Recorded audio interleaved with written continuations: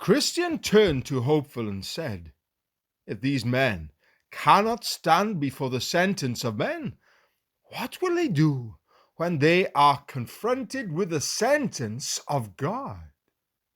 And if they don't know how to answer when dealt with by vessels of clay, what will they do when they are rebuked by the flames of a devouring fire?" So Christian and Hopeful walked ahead of them again and went on until they came to a subtle plain called Ease, which they journeyed across with much satisfaction. However, the plain was so narrow they quickly crossed it and reached the other side. Now, at the farther side of that plain was a little hill called Lucre, and within that hill was a silver mine. Some pilgrims who had formerly gone that way had turned aside to see the mine because of its rarity. However, for some who ventured too near the brim of the pit, the deceitful ground beneath their feet broke under them. Some were slain, and some had been maimed there.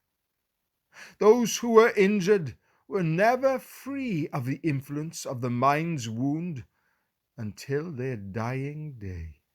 Then I saw in my dream, a little off the road, right next to the silver mine, stood a man by the name of Demas. This gentleman called to passing pilgrims to come and see. In this manner he called to Christian and his companion, Hopeful. "Hello, friends! Turn in here, and I will show you something remarkable." Christian called back to him, "What could be so deserving of our attention as to cause us to turn from the way to see it?"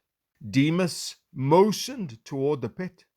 "Here is a silver mine. At this very moment, some are digging in it for treasure. If you will come with a little effort, you may be able to richly provide for yourselves." Hopeful looked at Christian with wide eyes. "Let's go see." Christian shook his head. "Not me," he said.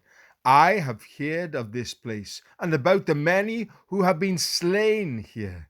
Besides, that treasure is a snare to those who seek it, for it hinders them in their pilgrimage." Then Christian called to Demas and said, "Is this not a dangerous place? Has it not hindered many in their pilgrimage? But those who want to get rich fall into temptation and a snare, and many foolish and harmful desires which plunge men into ruin and destruction." 1 Timothy chapter 6, verse 9. "Not very dangerous," Demas said, "except to those who are careless." But his face blushed as he spoke the words. Then Christian addressed Hopeful confidently. "Let's not take one step off the way to wander from this path, but instead, let us stay true to our way." Hopeful looked over his shoulder behind them. "I guarantee you, when By-Ends comes to this place, if he is offered the same invitation, he will turn in here to get a closer look. I don't doubt it." Christian took in a deep breath and let out a sigh.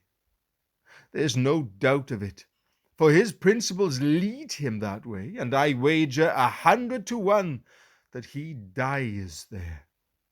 Demas persisted and called to the two pilgrims again. "Won't you even come over just to look?" Christian answered bluntly, "Demas, you are an enemy to those who pursue the right ways of the Lord of this way. I know you already have been rebuked yourself for turning aside here by one of His Majesty's judges. For Demas, having loved this present world, has deserted me. 2 Timothy chapter 4, verse 10.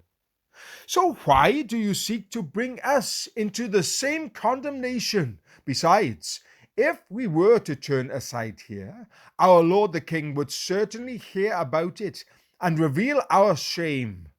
Our desire is to stand with boldness before him. Demas cried out to them again, claiming he belonged to their brotherhood. Then he said, "If you'll wait for just a short time, I'll join you on the pilgrimage." In response, Christian said, "What is your name?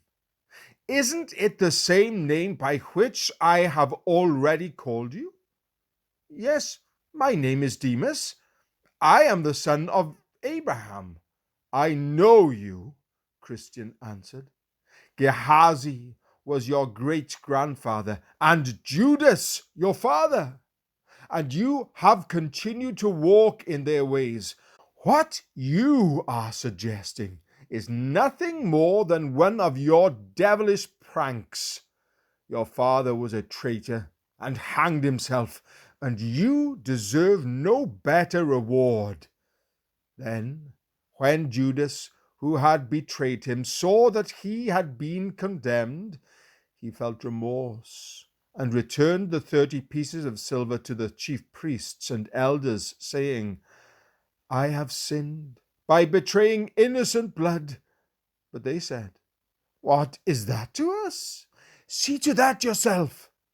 And he threw the pieces of silver into the temple sanctuary and departed, and he went away and hanged himself.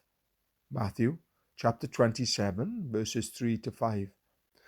Be assured that when we have an audience with a king, we will tell him of your behavior.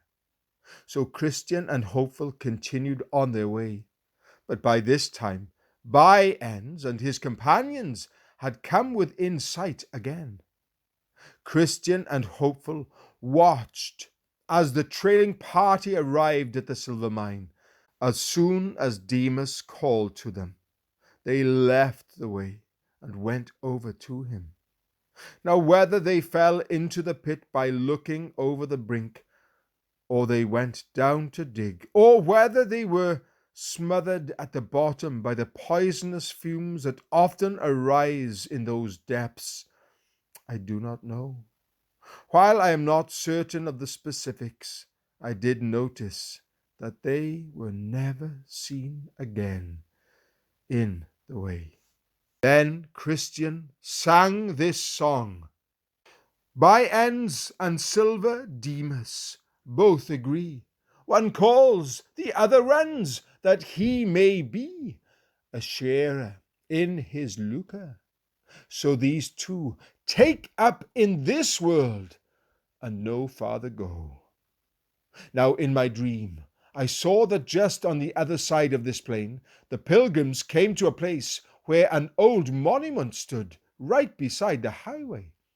At the sight of it, they were both concerned because of the strangeness of its shape, for it seemed to them as if it had been a woman transformed into the shape of a pillar.